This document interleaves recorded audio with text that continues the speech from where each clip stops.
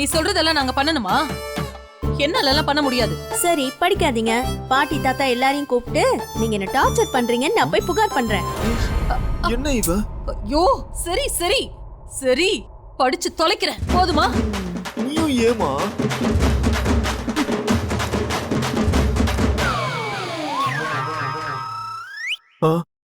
நானும் படிக்கிறேன்.